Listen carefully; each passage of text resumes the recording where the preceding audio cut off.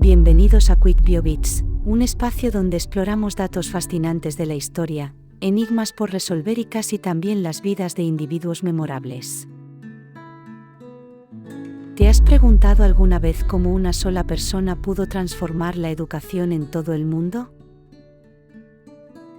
Hoy te invito a descubrir la inspiradora vida de María Montessori, una pionera que desafió las normas de su época para abrir nuevos caminos en la enseñanza y el desarrollo infantil. Quédate conmigo hasta el final para conocer no solo los retos que enfrentó, sino también el legado que sigue influyendo en millones de niños y educadores en la actualidad.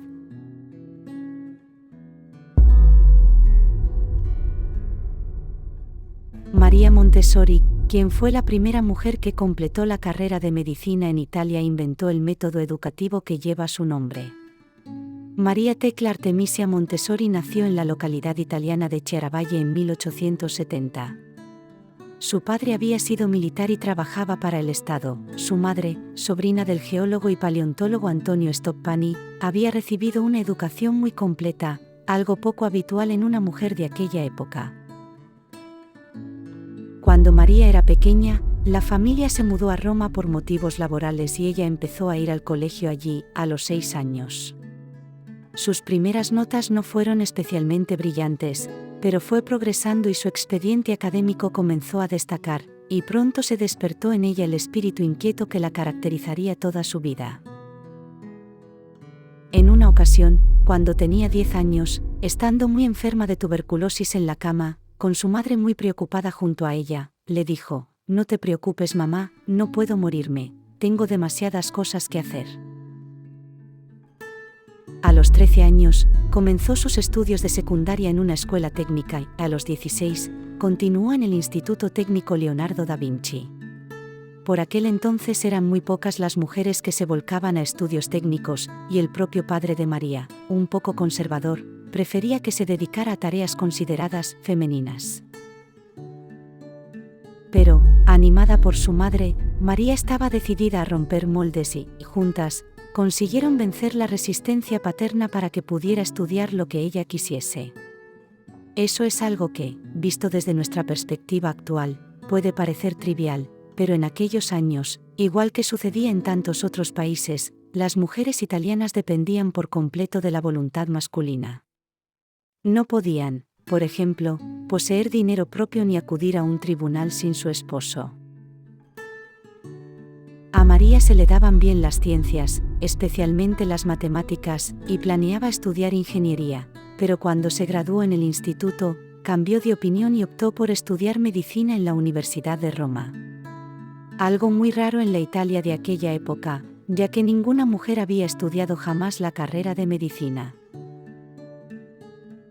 Era el año 1890 y, para que se hagan una idea de lo revolucionaria que era la presencia de una mujer en las aulas italianas de medicina, les contaré que allá por 1912, en las facultades de medicina de Berlín, las escasas estudiantes femeninas aún tenían salas de disección propias, separadas de las masculinas.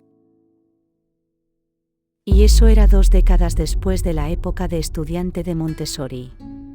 Ella, por supuesto, tuvo que soportar el rechazo de una gran parte de sus compañeros y profesores, y, como se consideraba inapropiado que observara el cuerpo desnudo de un cadáver en compañía de varones, tuvo que hacer todas sus disecciones sola. Pese a las dificultades, María se especializó en psiquiatría y pedagogía y se doctoró en 1896, a los 26 años. Comenzó a trabajar con niños que sufrían diversos grados de discapacidad cognitiva, a quienes, por aquel entonces, se les consideraba incapaces de aprender y se les abandonaba a nivel educativo. María, sin embargo, tras trabajar con ellos varios años, descubrió que no era así, que todos tenían potencialidades que podían hacerlos evolucionar como personas, solo que requerían de una educación especial, adaptada a sus necesidades. Comenzó a escribir artículos y a dar conferencias para reclamar públicamente la creación de aulas e instituciones educativas especiales para los niños con problemas de desarrollo intelectual, así como una formación específica para los maestros que los atendiesen. Después de estudiar las obras de los médicos y educadores franceses Jean-Marc Gaspard y Edouard Seguin, Montessori decidió centrar por completo su carrera en la pedagogía de los pequeños con dificultades de aprendizaje y, a partir de las ideas de Itard, quien había diseñado el plan para reeducar e integrar en la sociedad a Víctor, el famoso niño salvaje de Aveyron, un chico de unos 11 años que había sido encontrado viviendo solo en un bosque cercanos a los Pirineos, creó su propio sistema educativo, mucho más específico y organizado que las ideas de Itard. En 1900, se abrió en Italia la Escuela Magistral Ortofrénica, un instituto médico-pedagógico para capacitar a los maestros en la educación de niños con discapacidad intelectual, y Montessori fue nombrada codirectora. Durante sus 2 años allí, educó a más de un centenar de maestros y perfeccionó y desarrolló nuevas herramientas y nuevos materiales que, tiempo después, adaptaría para usarlos con cualquier niño. Aquella escuela contaba con un aula donde Montessori y los maestros en formación ponían en práctica sus nuevos métodos, impartiendo clase a pequeños sin discapacidad intelectual pero que habían sido tachados de ineducables. Tras su formación, aquellos niños fueron capaces de aprobar los mismos exámenes que se hacían a todos los de su misma edad. De aquellos resultados en los exámenes dedujo 2 conclusiones: que ningún pequeño era ineducable y que la educación de los niños sin discapacidad tenía un nivel más bajo del que debería. Montessori, con la idea de que sus métodos de educación especial se podían aplicar a la educación general, dejó la Escuela Magistral Ortofrénica y comenzó a desarrollar lo que llamó pedagogía científica. Realizó investigaciones experimentales en diversas escuelas primarias, siguiendo el método científico, para elaborar sus materiales educativos y su filosofía de enseñanza a partir de resultados reales y no solo de hipótesis y conjeturas. En 1906, Montessori fue invitada a supervisar el cuidado y la educación de un grupo de chicos de clase obrera del barrio de San Lorenzo, en Roma. Y ella, como estaba deseosa de poner en práctica sus métodos, aceptó encantada. En enero de 1907, abrió la Casa de los Niños, en la que se inscribieron más de 50 pequeños de entre 3 y 7 años. Al principio, el aula estaba equipada con una mesa para el maestro, una pizarra, una estufa, pequeñas sillas y mesas grupales para los niños, y un armario cerrado donde guardaban los materiales educativos que Montessori había desarrollado en la escuela de ortofrenia.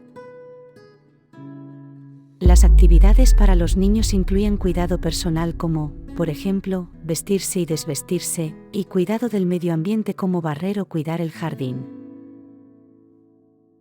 No se les imponían las actividades que debían realizar en cada momento ni se les intentó inculcar la memorización de datos. A los niños también se les mostró el uso de los materiales creados por Montessori, quien, ocupada por otros compromisos profesionales, supervisó y observó el trabajo en el aula, pero no enseñó a los niños directamente. La enseñanza y el cuidado del día a día los realizó, bajo la guía de Montessori, la hija del portero del edificio. En ese primer grupo de niños, Montessori observó comportamientos que le ayudaron a corregir y mejorar la base de su método educativo.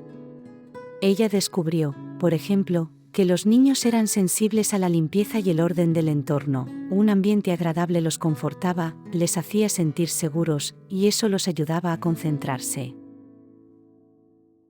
Dada la libre elección de la actividad, los niños mostraban más interés en las actividades prácticas y en los materiales de Montessori que en los juguetes que también se les proporcionaron y, sorprendentemente, no estaban motivados por los dulces y otras recompensas.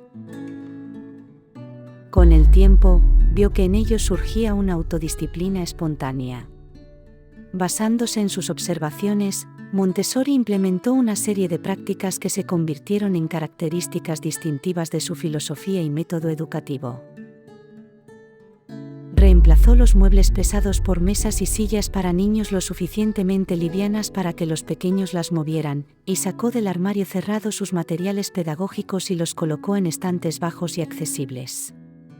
Amplió la gama de actividades prácticas incluyendo arreglos florales, lavado de manos, gimnasia, cuidado de mascotas y cocina.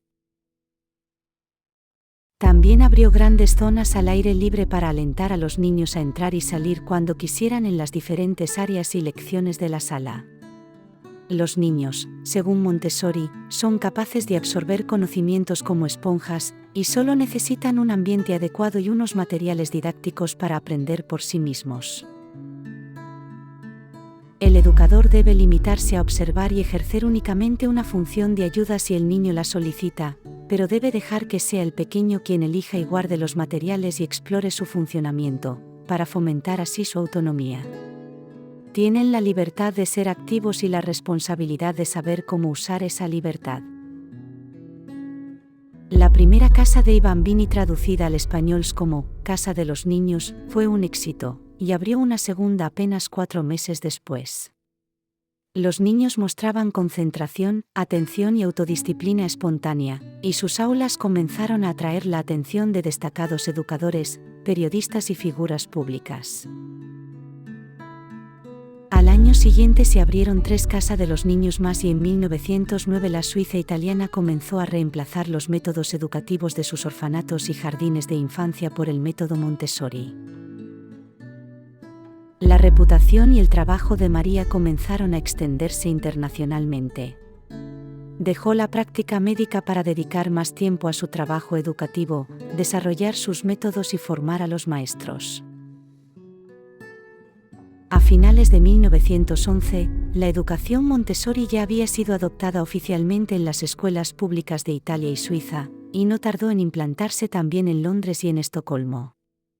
Se abrieron escuelas Montessori en muchas ciudades de Europa Occidental, como París, y también en países tan diversos como Argentina, Australia, China, India, Japón, Corea, México, Suiza, Siria y Nueva Zelanda. En Estados Unidos, el inventor del teléfono, Alexander Graham Bell, se convirtió en uno de los príncipes defensores del método Montessori, y se abrieron numerosas escuelas. El libro en el que María explicaba los fundamentos de su teoría educativa, titulado El método de la pedagogía científica, se convirtió en un bestseller en aquel país. En 1915, María se mudó a Barcelona, y vivió allí hasta 1936, aunque no dejó de viajar continuamente por toda Europa para dar charlas e impartir seminarios formativos a nuevos maestros. También ofreció numerosas charlas acerca de la paz, una labor que la llevó a estar nominada al Premio Nobel de la Paz hasta en 6 ocasiones. Pero aquellas charlas, ideológicamente opuestas al belicismo que en Italia promulgaba el dictador Benito Mussolini, provocaron que todas sus escuelas en Italia fueran clausuradas. En Alemania, Hitler hizo lo propio. Tras el estallido de la Guerra Civil Española, Montessori abandonó el país. Primero se marchó a Inglaterra, y luego a Holanda, donde viviría el resto de su vida, aunque nunca dejó de viajar por todo el mundo para promover la educación y la paz. María Montessori falleció el 6 de mayo de 1952, a la edad de 82 años en su casa de Holanda. Sobre su lápida se puede leer una frase en italiano que dice: «Ruego a los queridos niños todopoderosos que se unan conmigo para la construcción de la paz en el hombre y en el mundo». La comprensión revolucionaria de María Montessori de que los niños están naturalmente motivados a aprender, cuando se les da la libertad y el ambiente adecuado para hacerlo, continúa transformando aulas alrededor del mundo hoy en día, recordándonos que en la educación no se trata de llenar recipientes vacíos, sino de nutrir el increíble potencial que ya existe dentro de cada niño. Y hasta aquí llegamos con el contenido de esta entrega. Gracias una vez más por vuestra compañía. Esperamos que hayan disfrutado de este material. Si fue así, por favor no olviden darle me gusta y suscribirse a nuestro canal. Su apoyo nos permite seguir creando contenido de calidad y compartir más historias fascinantes con todos ustedes. Nos despedimos con la esperanza de que continúen explorando y aprendiendo junto a Quick Bio Bits.